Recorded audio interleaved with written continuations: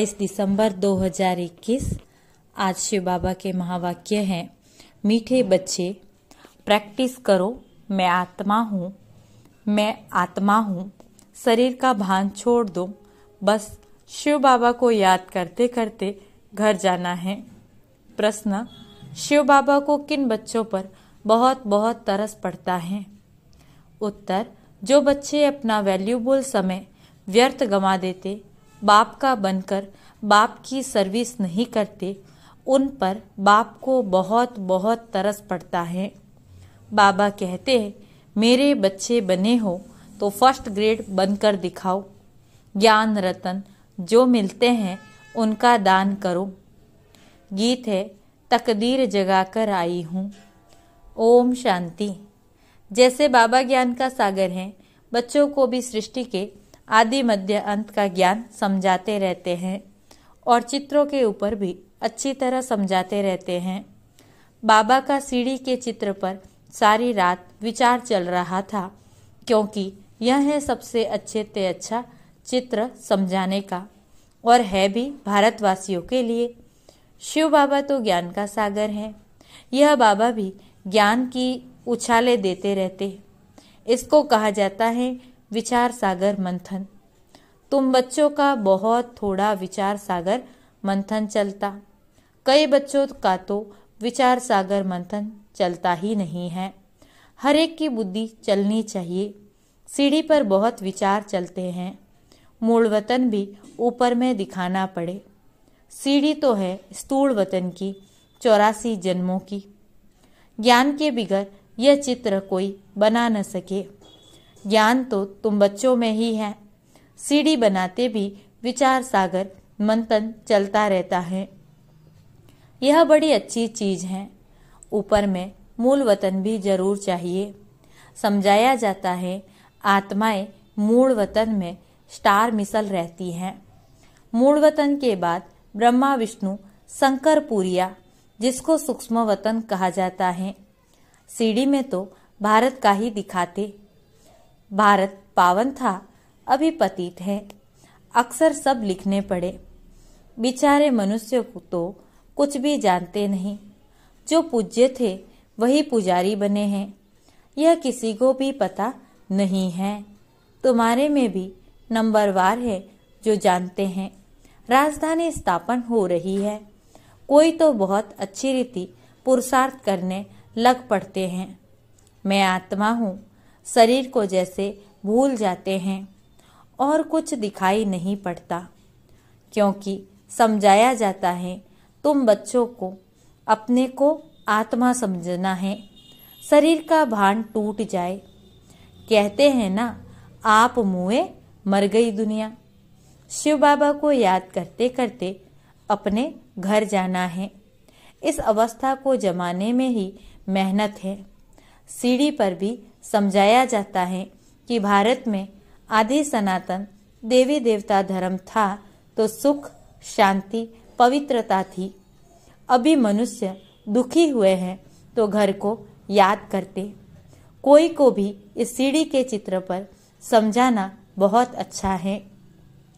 सीढ़ी के आगे जाकर बैठ जाए तो भी बुद्धि में रहे, हम भारतवासियों ने 84 जन्म लिए हैं, 84 जन्म सिद्ध करने हैं। फिर इस हिसाब से समझाया जाता। जो आधा कल्प के बाद आते हैं उनों के जरूर कम जन्म होंगे। सारा दिन बुद्धि में यह ज्ञान टपकता रहे। सतयुग त्रेता में संपूर्ण निर्विकारी पूज्य थे, फिर विकारी पुजारी बने।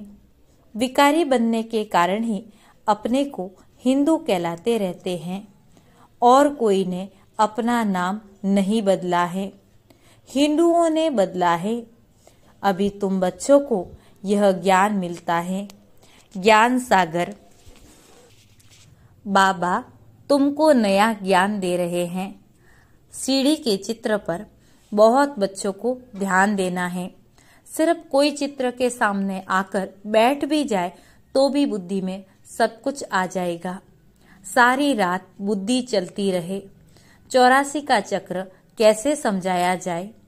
आधा कल्प है रावण राज्य, बाद में जो आने वाले हैं वह यह ज्ञान उठाएंगे नहीं। सतयुग त्रेता में आने वाले ही उठाएंगे। जिनको सतयुग त्रेता में आना ही नहीं है वह यह ज्ञान उठाएंगे भी नहीं। अभी तो भारत की कितनी संख्या है। सतयुग त्रेता में होता है एक बच्चा एक बच्ची। पिछाड़ी में थोड़ी गड़बड़ होती, परंतु विकार की बात नहीं। रावण राज्य होता ही द्वापर में है, परंतु त्रेता में 2 कला कम हो जाने से कुछ न कुछ प्योरिटी कम हो जाती। रावण राज्य और राम राज्य को भी कोई समझते नहीं है। राजाई पद पाने वाले अच्छा पढ़ेंगे, शौक चाहिए कोई का कल्याण करने का, परंतु तकदीर में नहीं तो तदबीर ही नहीं करते हैं। धारणा करते जाए तो सेवा पर भी बाबा भेज दें। जिनको सेवा का शौक है वह दिन रात सेवा करते। सीढ़ी के राज को कोई समझ जाए तो खुशी का पारा चढ़ जाए। बाबा ज्ञान का सागर है, हम बच्चे नदियाँ, तो वह सो दिखाना है। दिन प्रतिदिन वृद्धि होती जाएगी। राजाई तो स्थापन होनी ही है। सीढ़ी में दिखाया है सतयुग श्रेष्ठाचारी पावन भारत, वही अब पतित भ्रष्टाचारी दुर्गति को पाया हुआ भारत है। सब दुर्गति को पाए हुए हैं, तब तो बाबा आकर सदगति करते। इसमें भल कोई आत्मा अच्छी व बुरी भी होती है। रिलीजियस आदमी इतना पाप कर्म नहीं करते। वैश्याएं आदि बहुत पाप कर्म करती हैं। यह है वैश्यालय। सतयुग है शिवालय। उनकी स्थापना शिव बाबा करते हैं।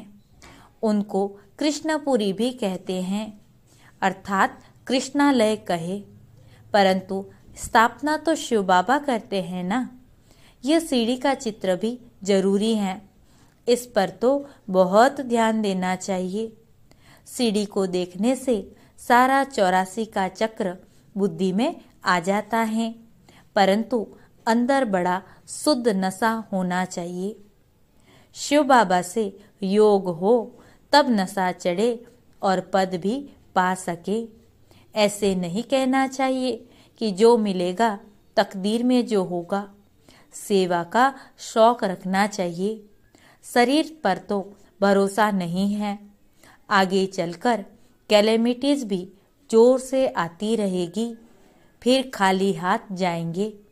अर्थक्वेक में लाखों मनुष्य मर पड़ते हैं, तो डर रहना चाहिए। योग की यात्रा से हम सतो प्रधान बन जाए, फिर औरों को भी बनाना है।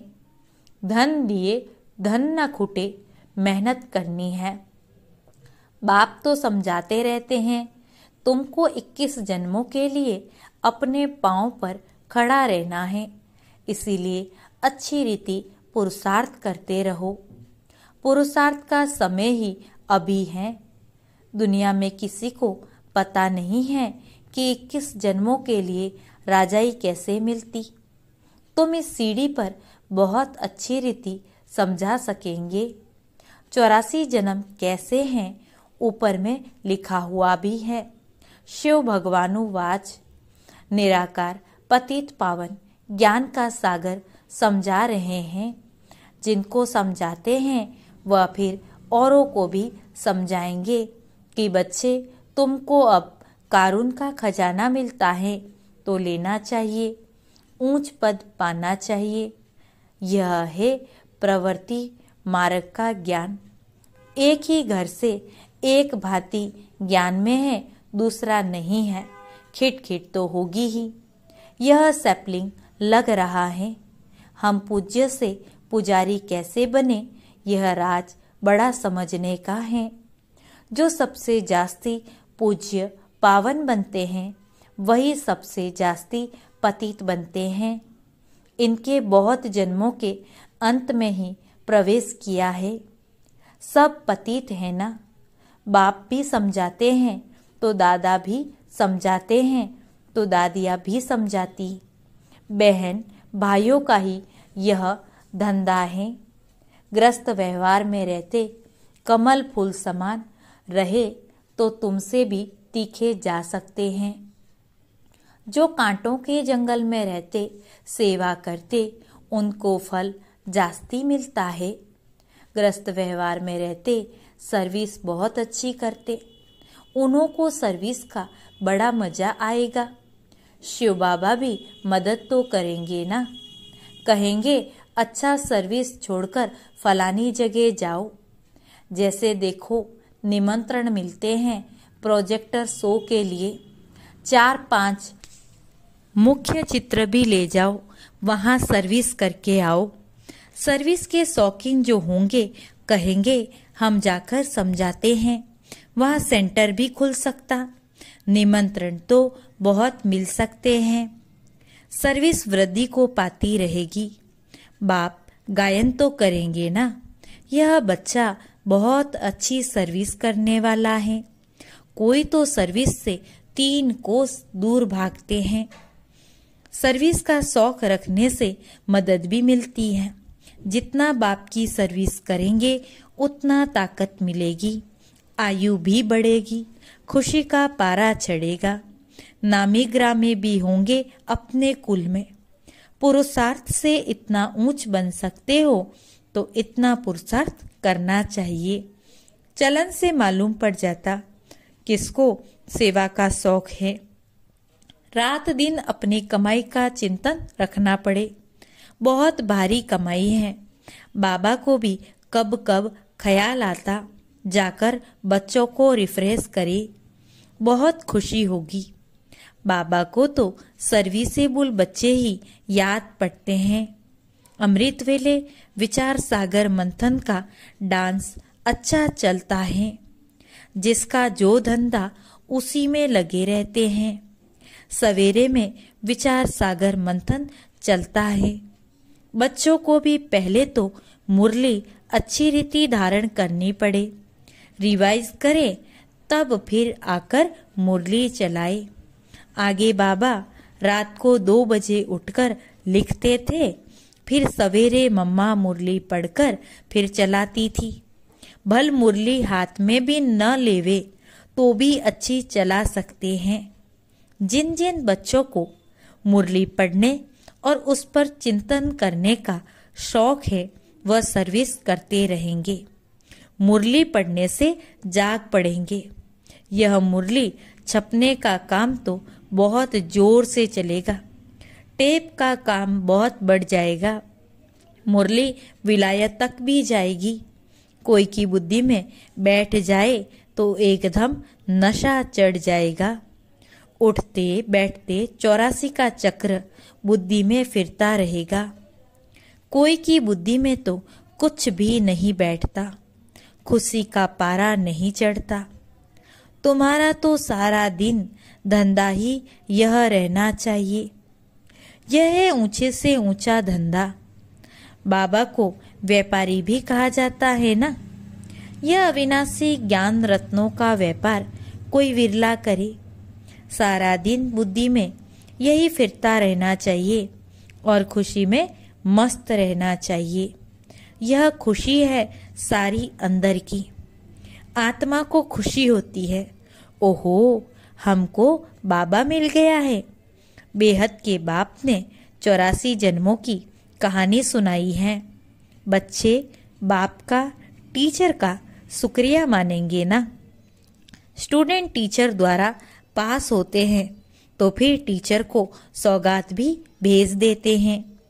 तुम बच्चे जानते हो बाबा हमको ऊंच पढ़ाई पढ़ाते हैं जिससे हम विश्व के मालिक बन जाते। यह पढ़ाई है बहुत सहज, परंतु पूरा ध्यान नहीं देते। फर्स्ट क्लास नॉलेज है। इनको समझने से कारून का खजाना मिलता है भविष्य में। कमाल है ना। हर एक बच्चा समझ सकता है हम किस ग्रेड में हैं। सारा मदार है सर्विस पर। बाबा कहेंगे 3rd ग्रेड से निकल 1st ग्रेड में आ जाओ, तब कुछ पद पा सकेंगे। 21 जन्मों की रिजल्ट निकल जाती है। बाबा को तो तरस पड़ता है, व्यर्थ समय गंवाते। बाबा समझाते हैं ड्रामा प्लान अनुसार मुझे आना पड़ता सदगति देने के लिए। यह है ही दुर्गति की दुनिया। पूछो तुम दुर्गति में हो तो कहेंगे हमारे लिए तो यहाँ ही स्वर्ग है, हम तो स्वर्ग में बैठे हैं। यह बुद्धि में नहीं आता कि स्वर्ग सतयुग को कहा जाता है। बड़े बड़े पंडित विद्वान हैं, किसकी बुद्धि में नहीं आता कि यह तो पुरानी आयरन एज्ड दुनिया है। बड़े घमंड में बैठे हैं। कितना भक्ति मार्ग का जोर है। भक्ति का तो बहुत पांप है। कुंभ के मेले पर लाखों मनुष्य जाते हैं। यह है अंतिम पांप। माया इस तरफ आने नहीं देती है। चूहे मिसल फूंक देती, सारा खून चूस लेती है। अच्छा, मीठे मीठे सिकिलदे बच्चों प्रति माता पिता बाप दादा का याद प्यार और गुड मॉर्निंग। रूहानी बाप की रूहानी बच्चों को नमस्ते। हम रूहानी बच्चों की रूहानी बाप दादा को याद प्यार गुड मॉर्निंग और नमस्ते। धारणा के लिए मुख्य सार।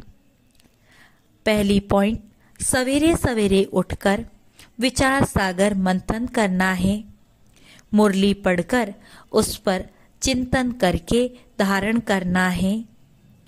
अविनाशी ज्ञान रत्नों का व्यापार करना है। दूसरा पॉइंट, सर्विस का बहुत बहुत शौक रखना है। शरीर पर कोई भरोसा नहीं, इसलिए 21 जन्मों की कमाई अभी ही जमा करनी है। आज वरदान, साइलेंस की शक्ति द्वारा अपने रजिस्टर को साफ करने वाले लोकप्रिय प्रभु प्रिय भव। विस्तार, जैसे साइंस ने ऐसी इन्वेंशन की जो लिखा हुआ सब मिट जाए, मालूम न पड़े, ऐसे आप साइलेंस की शक्ति से अपने रजिस्टर को रोज साफ करो तो प्रभु प्रिय व देवी लोकप्रिय बन जाएंगे। सच्चाई सफाई को सभी पसंद करते हैं, इसीलिए एक दिन के किए हुए व्यर्थ संकल्प व व्यर्थ कर्म की दूसरे दिन लीक भी न रहे। बीती को बीती कर फुल स्टॉप लगा दो तो रजिस्टर साफ रहेगा और साहिब राजी हो जाएगा। स्लोगन, व्यर्थ संकल्प करना व दूसरों के व्यर्थ संकल्प चलाने के निमित्त बनना, यह भी अपवित्रता है। ओम शांति।